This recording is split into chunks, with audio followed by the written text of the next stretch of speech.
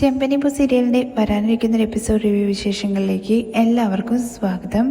കഴിഞ്ഞ എപ്പിസോഡിൽ നമ്മൾ പറഞ്ഞ് അവസാനിപ്പിച്ചിട്ടുണ്ടായിരുന്നത് ശ്രുതി ബ്യൂട്ടി പാർലറിൻ്റെ പേര് മാറ്റി ചന്ദ്രമതിയതല്ല ഇപ്പോൾ ഫ്രാഞ്ചൈസിക്ക് കൊടുത്തു എന്നുള്ള വിവരം നമ്മുടെ ചന്ദ്രമതി അറിയാണ്.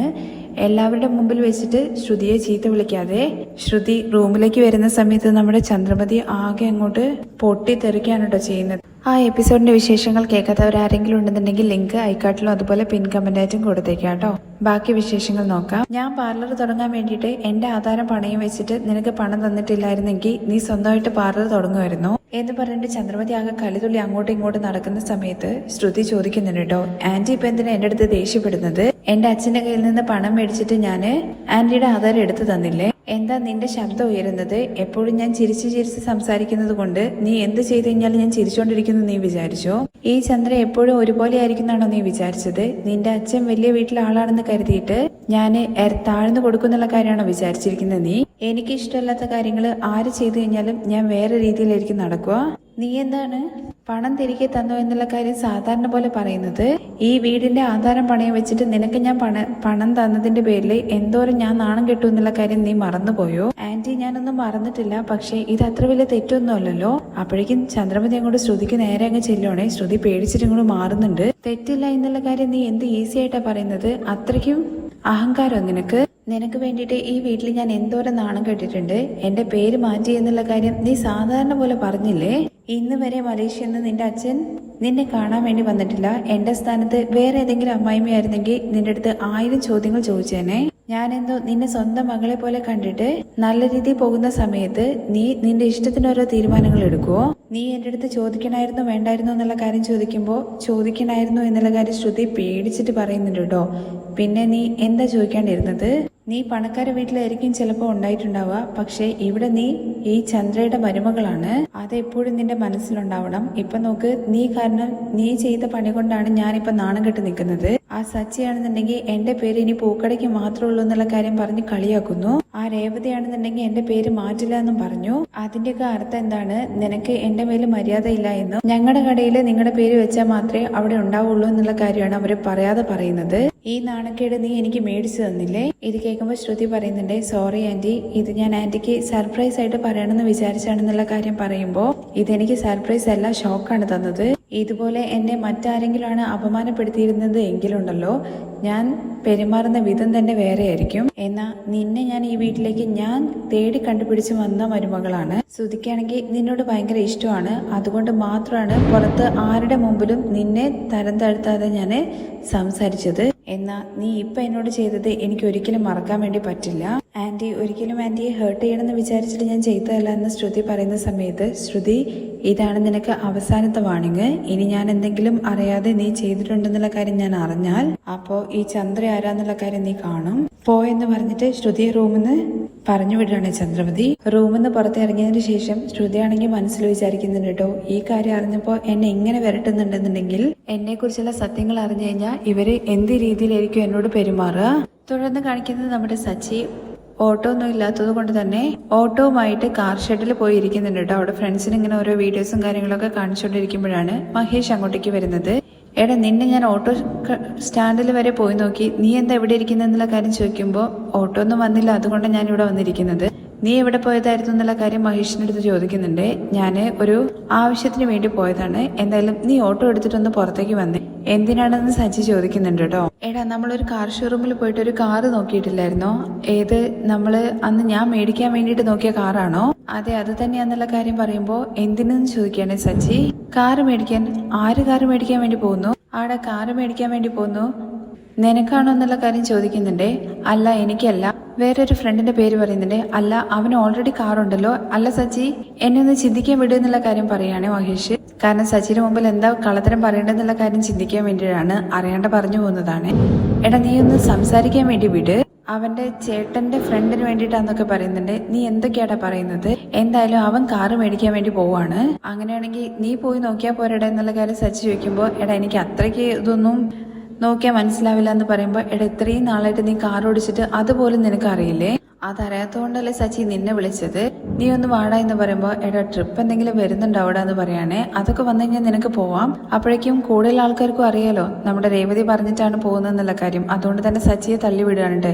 നീ ഒന്ന് സച്ചി ചെന്ന് നോക്കടാ എന്ന് പറഞ്ഞിട്ട് അങ്ങനെയാണെങ്കിൽ നമുക്ക് ഓട്ടോ തന്നെ പോവാ എന്ന് പറഞ്ഞിട്ട് മഹേഷിനെയും കൂട്ടിയിട്ട് ഓട്ടോയിൽ പോവാണ് കേട്ടോ സച്ചി.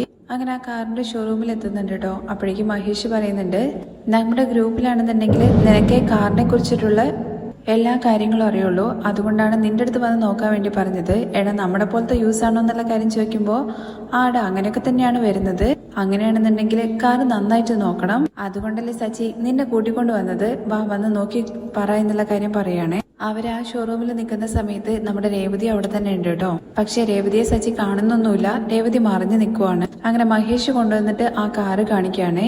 എടാ അന്ന് നമ്മൾ മേടിക്കണമെന്ന് വിചാരിച്ചിട്ടുള്ള ആ കാറല്ലേ ഇതെന്ന് ചോദിക്കുമ്പോൾ അതേടാ എന്ന് മഹേഷ്. പണം ഇല്ലാത്തത് കൊണ്ട് ഈ കാറ് വേണ്ടെന്നുള്ള കാര്യം നമ്മൾ വെച്ചല്ലേ എന്നുള്ള കാര്യം ചോദിക്കുമ്പോൾ നീ വേണ്ടെന്ന് വെച്ച് കഴിഞ്ഞാലും ദൈവം വിചാരിച്ച പോലെയല്ലേ നടക്കുള്ളൂ, നീ എന്തൊക്കെയാണ് മഹേഷ് പറയുന്നതെന്നുള്ള കാര്യം ചോദിക്കുമ്പോൾ ഒന്നുമില്ല, എങ്ങനെയൊക്കെയാണെന്നുണ്ടെങ്കിലും കാറല്ലേ, നീ ഒന്ന് നോക്കുന്നു പറയാണ്. അങ്ങനെ സച്ചി ഇങ്ങനെ കാറ് നോക്കുന്നുണ്ട്, ഉള്ളിൽ കയറിയിട്ട് ഓട്ടിയൊക്കെ നോക്കുന്നുണ്ട്. അതിനുശേഷം സച്ചിയാണെന്നുണ്ടെങ്കിൽ ഭയങ്കരമായിട്ട് ആ കാർ ഇഷ്ടപ്പെടുന്നുണ്ട് കേട്ടോ. കണ്ടു കഴിഞ്ഞ് കഴിഞ്ഞാൽ പുതിയ വണ്ടി പോലെ തോന്നും, പക്ഷെ ഉള്ളിൽ കയറി കഴിഞ്ഞാൽ ഒരു പക്ഷെ എന്തെങ്കിലും കുഴപ്പമുണ്ടാവുമെന്നാണ് ഞാൻ വിചാരിച്ചത്. പക്ഷേ ആക്സിലേറ്റർ ഒക്കെ ഭയങ്കര സ്മൂത്ത് ആയിട്ട് കൊടുക്കാൻ വേണ്ടി പറ്റുന്നുണ്ട്. ബ്രേക്ക് അടിച്ചു കഴിഞ്ഞാൽ ഓൺ ദ സ്പോട്ടിൽ അവിടെ നിൽക്കുന്നു എന്നൊക്കെ പറയാണ് കേട്ടോ. കാറ് നല്ല സൂപ്പറാണ്, എനിക്ക് ഇഷ്ടപ്പെട്ടു എന്നൊക്കെ സച്ചി പറയുന്നുണ്ട്. കേൾക്കുന്നില്ലടാ, കുറച്ചുകൂടി ഉറക്കെ പറ എന്ന് പറയാണേ. അങ്ങനെ കാറ് സൂപ്പറാടാ, എനിക്ക് ഇഷ്ടപ്പെട്ടു എന്ന് സച്ചി ഉറക്കെ പറയാണേ. അത് നമ്മുടെ രേവതി മാറി നിന്ന് കേൾക്കുന്നുണ്ട് കേട്ടോ. രേവതിക്കാണെങ്കിൽ ഭയങ്കര സന്തോഷമാവുന്നുണ്ട്. എഞ്ചിന് എന്തെങ്കിലും കുഴപ്പമുണ്ടോ എന്നുള്ള കാര്യം മഹേഷ് ചോദിക്കുന്ന സമയത്ത് ഇല്ലടാ ഒരു കുഴപ്പമില്ലടാ, സൗണ്ട് കേട്ടാൽ നമുക്കറിയില്ല, എഞ്ചിൻ സൂപ്പറാണടാ. നിന്റെ ഫ്രണ്ടിന്റെ അടുത്ത് പറഞ്ഞേക്ക് ഉടനെ തന്നെ കൺഫേം ചെയ്തോളാൻ വേണ്ടിയിട്ട് എന്നുള്ള കാര്യം പറയുമ്പോൾ ഓക്കെ അപ്പൊ കൺഫേം ചെയ്യാൻ വേണ്ടി പറയാല്ലേ എന്നുള്ള കാര്യം മഹേഷ് വീണ്ടും ചോദിക്കുമ്പോൾ ഒന്നും നോക്കണ്ടടാ, കൺഫേം ചെയ്തോളം പറയടാ നിന്റെ ഫ്രണ്ടിന്റെ അടുത്ത്. എന്റെ കയ്യിൽ കാശുണ്ടായിരുന്നെങ്കിൽ ഉറപ്പായിട്ടും ഞാൻ ഇത് മേടിച്ചേനെ. നിനക്ക് അത്രയ്ക്ക് ഇഷ്ടമായോ എന്നുള്ള കാര്യം ചോദിക്കുമ്പോൾ നിന്റെ ഫ്രണ്ടിന്റെ അടുത്ത് പറഞ്ഞേക്ക് ഇത് കൺഫേം ചെയ്യാൻ വേണ്ടിയിട്ട്. ഞാൻ നിനക്ക് ഇഷ്ടമായോ എന്നാണ് ചോദിച്ചതെന്നുള്ള കാര്യം മഹേഷ് പറയുമ്പോൾ ഞാനാണോടാ ഇഷ്ടപ്പെടുന്നത്, നിന്റെ ഫ്രണ്ടിന്റെ അടുത്ത് ഇഷ്ടപ്പെടാൻ വേണ്ടി പറ. നിനക്ക് ഇഷ്ടപ്പെട്ടു കഴിഞ്ഞാൽ അവർക്കും ഇഷ്ടപ്പെട്ട മാതിരിയാണ്. വാങ്ങാൻ വേണ്ടി പോകുന്നത് നിന്റെ ഫ്രണ്ടിലെ, ഇതിൽ എന്റെ ഇഷ്ടം നോക്കേണ്ട കാര്യം എന്താന്ന് ചോദിക്കുമ്പോൾ നീ ഒരു കാര്യം പറഞ്ഞു കഴിഞ്ഞാൽ അത് അവന് വിശ്വാസമാണ്, അതുകൊണ്ടാണ്. എന്തായാലും ഈ കാറ് കണ്ടിട്ട് അത് മേടിക്കാണ്ട് പോയി കഴിഞ്ഞു കഴിഞ്ഞാലുണ്ടല്ലോ അതിനും വലിയ പൊട്ടം വേറെ ആരും ഉണ്ടാവില്ല. അപ്പൊ നന്നായിട്ടുണ്ട്, നിനക്ക് ഇഷ്ടപ്പെട്ടു എന്നുള്ള കാര്യം പറയുന്നു അല്ലേ എന്നുള്ള കാര്യം മഹേഷ് ഭയങ്കര ഉറക്കെ പറയാണേ. രേവതി കേൾക്കാൻ വേണ്ടിയിട്ടാണ് പറയുന്നത്. ഇത് എന്തിനാണ് നീ ഇത്രയും സൗണ്ടിൽ പറയുന്നതെന്ന് ചോദിക്കണേ സച്ചി. ഇങ്ങനെ ഉറക്കെ പറഞ്ഞാലേ എന്റെ ഫ്രണ്ടിന് മനസ്സിലാവുള്ളൂ. എന്തായാലും ഉടനെ തന്നെ മേടിക്കാൻ വേണ്ടി പറ, കാരണം വേറെ ആരെങ്കിലും ചിലപ്പം ഇത് മേടിക്കാൻ വേണ്ടി വന്നാലോ എന്ത് ചെയ്യാനാ, കാശുണ്ടായിരുന്നെങ്കിൽ ഞാൻ തന്നെ മേടിച്ചേനെ. ഒരു നല്ല കാറ് മിസ്സായി പോയെന്ന് പറയണേ സച്ചി. എന്തായാലും ഒരു കാര്യം ഞാൻ പറയടാ, ഈ കാറ് വാങ്ങാൻ വേണ്ടി പോകുന്ന നിന്റെ ഫ്രണ്ട് ഉണ്ടല്ലോ ഭയങ്കര ലക്കിയാണ്. കുറച്ച് വർഷത്തേക്ക് ഇനിയിപ്പോ ഒന്നും നോക്കേണ്ട കാര്യമില്ല ഇതിന്റെ മേലെ. അപ്പൊ എല്ലാം ഓക്കെ അല്ലേ എന്ന് മഹേഷ് ചോദിക്കുന്നുണ്ട് കേട്ടോ. അതേടാ എന്തായാലും ഞാൻ പോട്ടെ, എനിക്ക് ട്രിപ്പ് വരുന്നുണ്ടാവും, വന്നു കഴിഞ്ഞാൽ പിന്നെ പ്രശ്നമല്ലേ, ഞാൻ പോട്ടെ എന്നുള്ള രീതിയിൽ കുറച്ച് വിഷമത്തോട് കൂടിയിട്ടാണ് കേട്ടോ സച്ചി അവിടെ നിന്ന് പോകുന്നത്. കാരണം പൈസ ഉണ്ടായിരുന്നെങ്കിൽ സച്ചിക്ക് മേടിക്കായിരുന്നു ആ കാർ എന്നുള്ളൊരു മനസ്സിലൊരു തോന്നലുണ്ടായിട്ടാണ് പോകുന്ന സമയത്തും സച്ചി ആ കാർ നന്നായിട്ട് നോക്കിയിട്ടൊക്കെയാണ് പോകുന്നത്. സച്ചി പോയി കഴിഞ്ഞതിന് ശേഷം രേവതി വരികയാണ് കേട്ടോ അങ്ങോട്ടേക്ക്. കണ്ടില്ലേ അവൻ എന്തോരം ആ കാറ് ഇഷ്ടപ്പെട്ടു എന്നുള്ള കാര്യം നീ തന്നെ കേട്ടില്ലേ പറഞ്ഞെന്നുള്ള കാര്യം ചോദിക്കുമ്പോൾ കേട്ടു എന്ന് രേവതി പറയുന്നുണ്ടേ. നാളെ എന്തായാലും സച്ചിയേട്ടൻ ഈ കാറ് കാണുന്ന സമയത്ത് ഭയങ്കര സന്തോഷാവുന്നുള്ള കാര്യം പറയാണേ. ഇന്ന് അവൻ ആ കാർ ആഗ്രഹിച്ചു, നാളെ ഇത് അവന്റെ എന്നുള്ള കാര്യം അറിയുമ്പോൾ അവൻ ഷോക്ക് അടിച്ചിട്ട് മിണ്ടാതെ നിൽക്കും. അപ്പൊ നാളെ പണം കൊടുത്തിട്ട് നമുക്ക് കാർ എടുത്തിട്ട് പോയെന്നുള്ള കാര്യം പറയണേ. അങ്ങനെയാണെങ്കിൽ സച്ചിയുടെ അടുത്ത് ഇവിടെ വരാൻ വേണ്ടി പറയട്ടെ എന്നുള്ള കാര്യം ചോദിക്കുമ്പോൾ വേണ്ട, അതിന് ഞാൻ വേറൊരിടം കണ്ടുവെച്ചിട്ടുണ്ട്, ഞാൻ പറയുന്നിടത്തേക്ക് മഹേഷേട്ടൻ കാർ എടുത്തിട്ട് വന്നാൽ മതി എന്ന് പറയണേ രേവതി. എന്തായാലും അവന് വേണ്ട കാര്യങ്ങൾ നീ നോക്കി ചെയ്യുന്നുണ്ട്, പക്ഷേ അവൻ ദേഷ്യപ്പെടുമോ എന്നുള്ള കാര്യത്തെക്കുറിച്ച് ചോദിക്കണേ. കാരണം പറയാണ്ടല്ലേ ചെയ്തത്, എന്തായാലും ചെറിയ ദേഷ്യം ഉണ്ടാകും പറയാണ്ട് ചെയ്തതിന് എന്ന് കരുതിയിട്ട് അങ്ങനെ വിടാൻ വേണ്ടി പറ്റൂ. അവരിനി എന്തായാലും എപ്പോഴും ഈ കാറിൽ തന്നെ പോണം. നാളെ സച്ചിയേട്ടന്റെ മുഖത്തുള്ള സന്തോഷം എനിക്ക് കാണണം എന്നൊക്കെ പറഞ്ഞ് സന്തോഷമായിട്ട് നിൽക്കുകയാണ് രേവതി. തുടർന്ന് പിറ്റേ ദിവസം രാവിലെ രേവതി റെഡി ആയിക്കൊണ്ടിരിക്കുകയാണ്. അപ്പോഴാണ് സച്ചി അങ്ങോട്ട് എന്തിനാ രേവതി നീ രാവിലെ തന്നെ ഇത്ര തവണ കോൾ ചെയ്തെന്നുള്ള കാര്യം ചോദിക്കുമ്പോൾ ഞാൻ കോൾ ചെയ്തിട്ട് ഇപ്പോഴാണ് വരുന്ന സച്ചിയേട്ടൻ ചോദിക്കണേ. അതെ ഞാൻ രാവിലെ ഓട്ടോ പോയതായിരുന്നു എന്നുള്ള കാര്യം പറയാണ്. അല്ല ആയുധം പൂജയ്ക്ക് റെഡിയായി നിൽക്കുന്ന ഓട്ടോ പോലെ നീ എന്താ റെഡി ആയിട്ട് നിൽക്കുന്നുള്ള കാര്യം ചോദിക്കുകയാണേ. അങ്ങനെയാണെന്നുണ്ടെങ്കിൽ പൊരിയും സ്വീറ്റ്സ് ഒക്കെ വെച്ചിട്ട് പൂജ ചെയ്യുമെന്നുള്ള കാര്യം ചോദിക്കുകയാണ് രേവതി ദേഷ്യത്തോട് കൂടിയിട്ട്.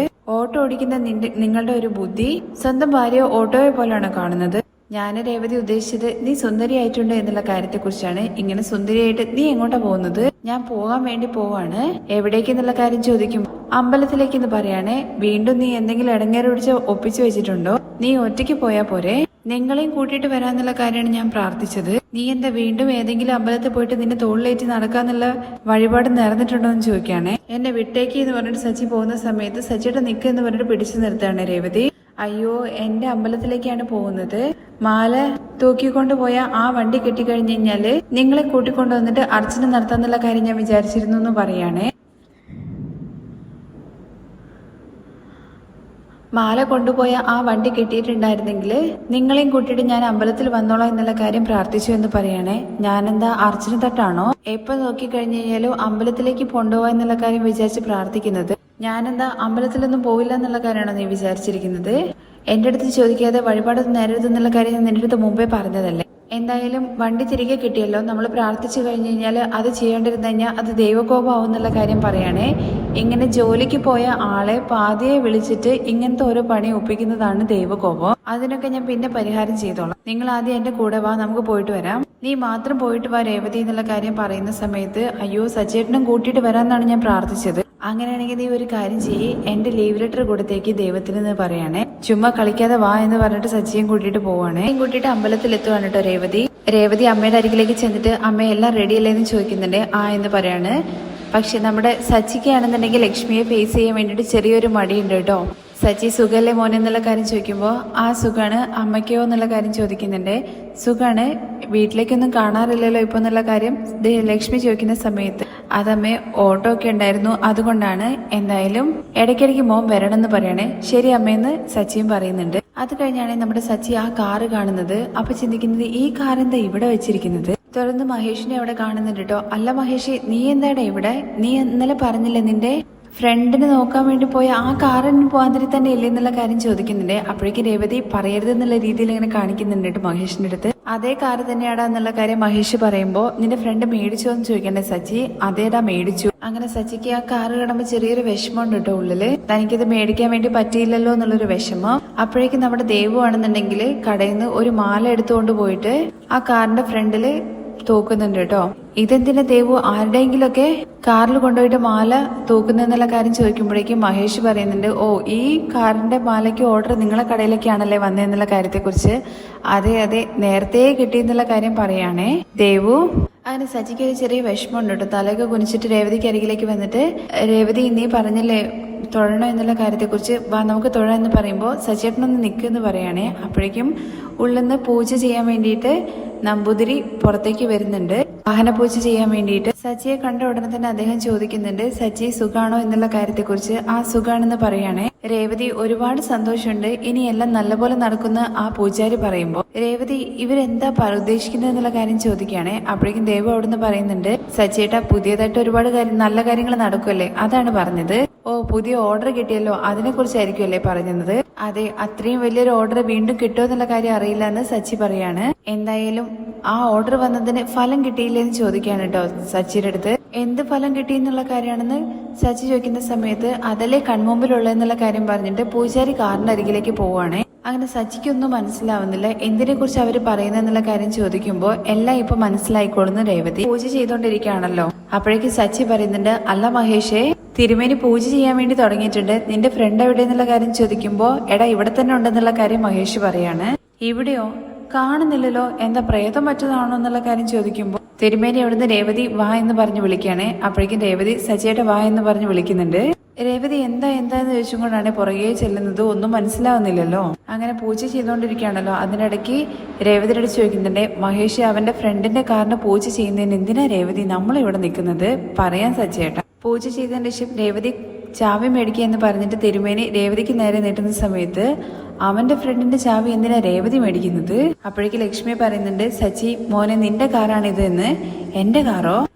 ഇത് കേട്ടിട്ട് ഇങ്ങനെ സച്ചിക്ക് ഒന്നും മനസ്സിലാവാണ്ട് ഇങ്ങനെ നോക്കുന്നുണ്ട്. അപ്പോഴേക്കും മഹേഷ്, എടാ ഈ കാറ് മേടിച്ചിരിക്കുന്ന എന്റെ ഫ്രണ്ട് നീയാണെടാ, നിനക്ക് വേണ്ടിയിട്ട് രേവതി മേടിച്ച കാറാണിതെന്ന് പറയാണേ. ഇത് കേൾക്കുമ്പോ സച്ചി രേവതിയോ എന്ന് ചോദിക്കുകയാണേ. എന്നിട്ട് രേവതിയെ ഇങ്ങനെ നോക്കുമ്പോ രേവതി തലയുണ്ട് ആ എന്നുള്ള രീതി കാണിക്കുകയാണേ. കുറച്ചു നേരം രേവതിയെ തന്നെ നോക്കി നിന്നതിന് ശേഷം നീ എങ്ങനെ ഈ കാർ എന്നുള്ള കാര്യം ചോദിക്കുമ്പോഴേക്കും ദേവു പറയുന്നുണ്ട്, അത് സച്ചിയേട്ടാ മാല വിറ്റ കാശ് വന്നല്ലോ, അതുകൊണ്ട് മൊത്ത കാശ് നീ കൊടുത്തോ എന്നുള്ള കാര്യം സച്ചി ചോദിക്കുമ്പോൾ രേവതി എന്ന് പറയുകയാണെ. അങ്ങനെ സച്ചി നേരെ കാറിന്റെ അരികിലേക്ക് ചെന്നിട്ട് മഹേഷിന്റെ അടുത്ത് ചോദിക്കുന്നുണ്ട്, എടാ എനിക്ക് വാങ്ങാൻ വേണ്ടിയിട്ടാണോടാ നീ എന്നോട് തന്നെ ഓട്ടി നോക്കാൻ വേണ്ടി പറഞ്ഞെന്നുള്ള കാര്യം ചോദിക്കുമ്പോ അതേടാ രേവതി പറഞ്ഞതുകൊണ്ടാണ് ഞാൻ അങ്ങനെ ചെയ്തത്.